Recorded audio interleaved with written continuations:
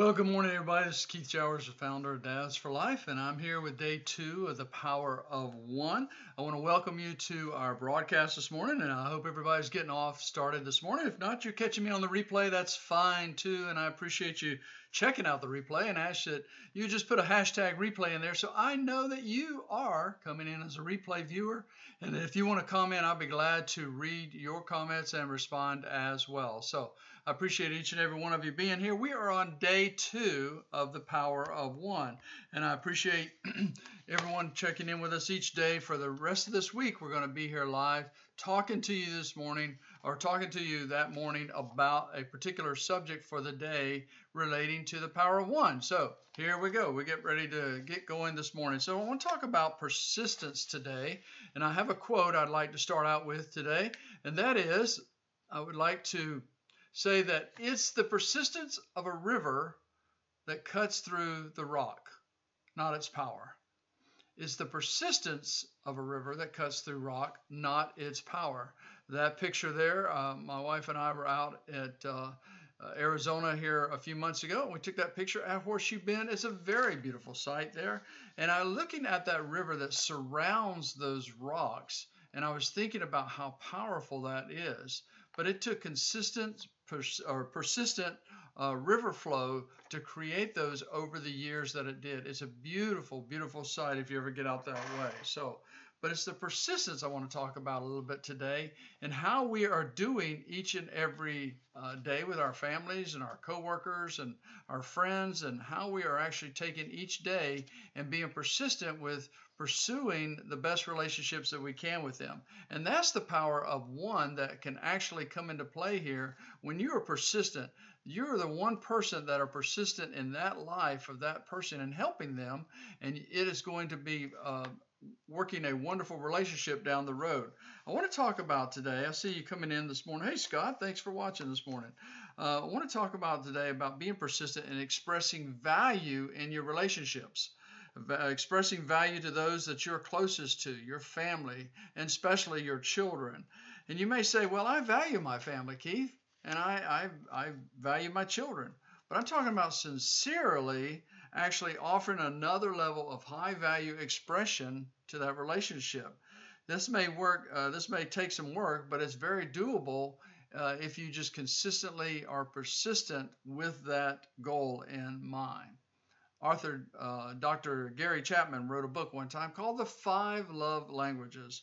And in there, he laid out 5 different areas that you could actually embrace a relationship and let them know that you truly care about them, right?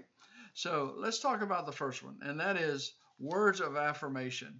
By using the words to affirm another person, which is the key to express the value, is very important. When you choose the right words to express value in the person or the relationship that you have with them, and it could be just a business relationship, but you want to let them know that you appreciate them with the business that they're offering you, but you are also expecting good, excellent value out of that as well. So, but even Hallmark, they makes a lot of cards every year that makes them a lot of money on how they encourage another person. You've seen the Hallmark commercials. They're wonderful, and it has a little heartbeat to each one of them, right? And it talks about how you can, be encouraged just by reading their card. You read that card and somebody gives you a Hallmark card and you go, well, first of all, they spent a lot of money on that card. But second of all, it just kind of brings up the value and what they think of you by giving you something that quality, right? So let's talk about that a little bit more. When your words of affirmation, if you are expressing love to them, especially your children, which is what Dads for Life is, to encourage dads to be more involved in their children's lives. When you give them that expression of love on a daily basis, they will not forget that down the road. I was thinking about things that I said to our daughter when she was younger, and how she'll bring them out later in life. Like as she's gotten older now, and an adult and a mother of 3 of her own, she'll remind me of some things I said to her or gave her or did for her when she was younger. And I think back to that. It takes me a while to think about those situations, but those words of affirmation that I gave her, and she remembers some of those today. So it's very important that we do that as parents. So Hey, John, thanks for coming in Orlando. Appreciate that. So, but let's talk about quality time as number two. Quality time, which is giving yourself your undivided attention to someone, especially your children. Let them know when you're talking to your children. I've seen parents actually talking to their children, like looking down on them. I want you to get down and look eye to eye with them sometime and actually talk to them and spending some quality, undivided attention with them. And it goes a long way. It truly does. The important thing is not the activity that you do together or are doing together. It's that quality time and let them see that you're spending some real valuable time with them. And it does bring back memories for them later. When you express your value through quality time, especially with your children, you give that person a part of your life that is very important at the time. I encourage dads that when they come home, do your very best to spend time with the family, not go right to work or lock yourself in a room and continue to work for hours on end because the night will get away from you. Spend that quality time with them. Number three is gift giving. We all like a gift every now and then, but a universal expression of value and worth is when you give somebody a gift and they receive that. Now, there are a lot of some people that don't, they really can't receive a gift with love. Sometimes they say, "Oh, I don't deserve a gift," and that kind of thing. But I mean, when you give a gift, you're taking some special time and money and giving that expression of value to them. We all like gifts, but when you receive a gift, receive it in love and appreciation, and that does wonders for the person that's doing that. But then when you give one, you also do that in the same with that same value. Acts of service is another one. Is the fourth love language is very important because when we do acts of service, it is that golden rule in action, so to speak. Doing something that you do for that other person without anything expecting anything in return, well, it communicates volumes to that person. The person who speaks that language is always looking for things that they can do for others. And if you speak that language, you're always looking to do that, to help somebody else, to help them maybe when they're least expecting it. And number five is physical touch, such as a pat on the back, a handshake, a hug sometimes when we can do all that again, right? I mean, that brings great power.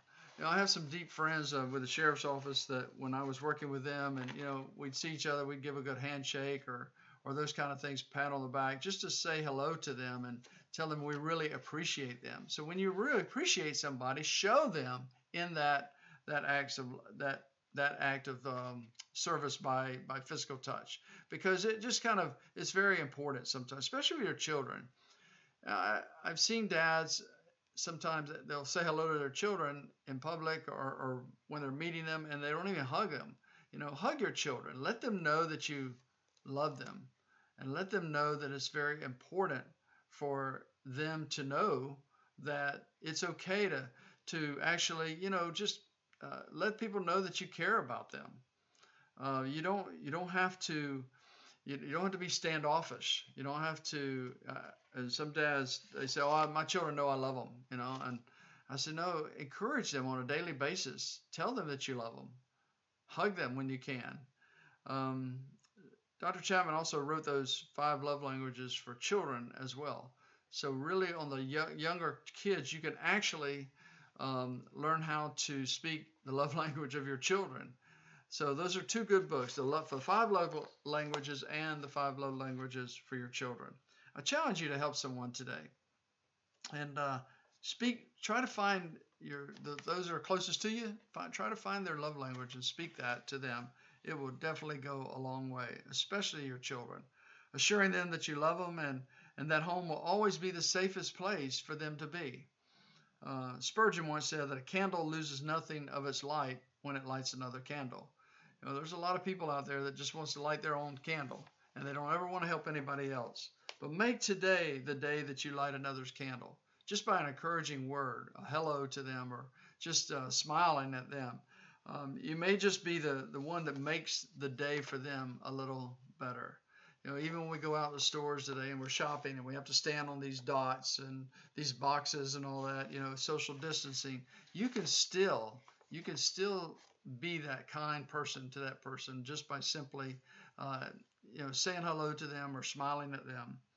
So our driving thought today in this lesson is the power of one means that I make others feel important, and I generally believe in their value. Generally believe in the value of another person. It's not all about us. Until tomorrow, this is Keith Jowers of Dads for Life saying go enhance, enrich, and encourage somebody's life today. Making sure you start with your children because they truly do need it the most. I appreciate each and every one of you being with us today, and we will see you right here tomorrow. God bless you. Bye-bye.